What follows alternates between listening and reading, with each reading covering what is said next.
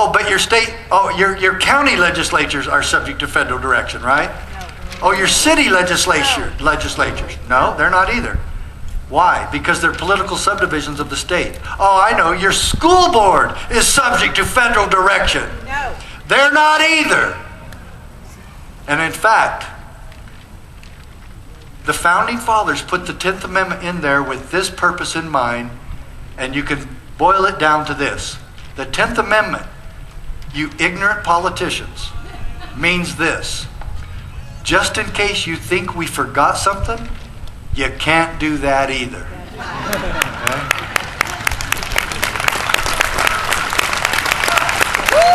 Now, this is another thing. In this decision, the United States Supreme Court tells the federal government, we held, may not compel the states to enact or administer a federal regulatory program. Now wait a minute, you're getting ahead of me. When I say a federal regulatory program, what comes to mind? Of course. Folks, nationalistic, Marxist healthcare has no place in this country. That's right.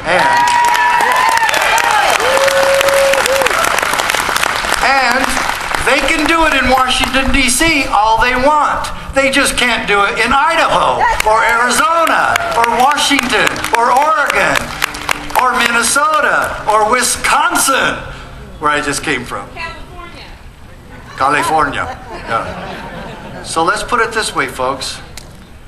If Obamacare takes hold in Idaho, it's your fault and it's your state's fault, because they do not have to do it. And of all the states that are suing to stop Obamacare, we already won on that issue. Look at this case. All your lawyers that are suing on this, all they have to do is look at this case and ask for summary judgment based on the Mack Prince lawsuit. And we're going to go further with this. You'll see. You'll see what I'm talking about. Residual state sovereignty, Scalia says, was also implicit, of course, on the Constitution's conferral upon Congress of not all governmental powers, but only discrete, enumerated ones. Wow. That's powerful stuff. They only have enumerated powers. Where do we see what those powers are? Article 1, Section 8, United States Constitution.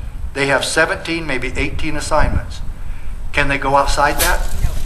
Can they be creative? No. Can they just say, people are so stupid, no. We're just going to have to violate the Constitution and take care of their health care for them? No. They can't do that unless you people and your states, somebody's throwing shoes at me now. All right. Unless you people stand for state sovereignty. You know what? I always wanted to do this. Okay. Now, state sovereignty is our solution, remember? It's what we are as a state. Do you really think the Founding Fathers got together and said, we're going to form a new government and we're going to make a strong central government that can control our air, our land, our finances, all our money belongs to them, our education, and our health care? Our water, our fish. It was formed just specifically to stop all that. They didn't want to create another King George III that we just fought a war to stop. That would be nonsense. And that we can't even control our own geography. Arizona is 85% owned by the federal government. My county, Graham County, 95% owned by the federal government. Arizona isn't Arizona. And what's Idaho? It's got to be up there. 84. 60 to 80% we hear. Utah 70 to 80, depending on who you're talking to. Nevada's 87%. Wyoming, 90%. Wyoming's way up there. Oregon's 53%. They don't even own half. You know what? New Hampshire is 2%. Something's wrong with that picture. Yeah, live free or die. No kidding.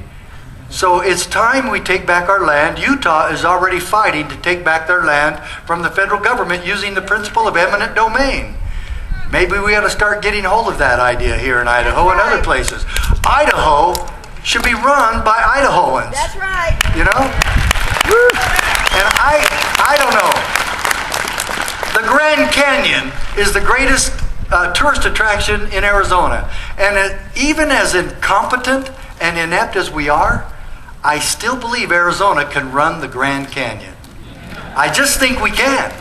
You know, lift the gate, let people in, take their money. You know, I think we can do that. So, folks, it's time we take it back. Amen. It's time we take our country back. But how? County by county and state by state. And we have sheriffs that know and understand their responsibility to keep their oath to this. What they've promised you they would do when they take their job. Do you know that your sheriff can't even take his position unless he swears an oath that he's going to defend your constitutional rights? The question is, I know we have a lot of oath takers. Do we have very many oath keepers?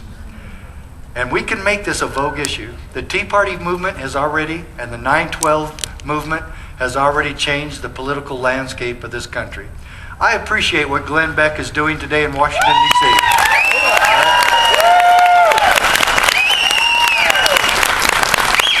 4 weeks ago, I met him when I was on with Judge Napolitano. I met Glenn Beck.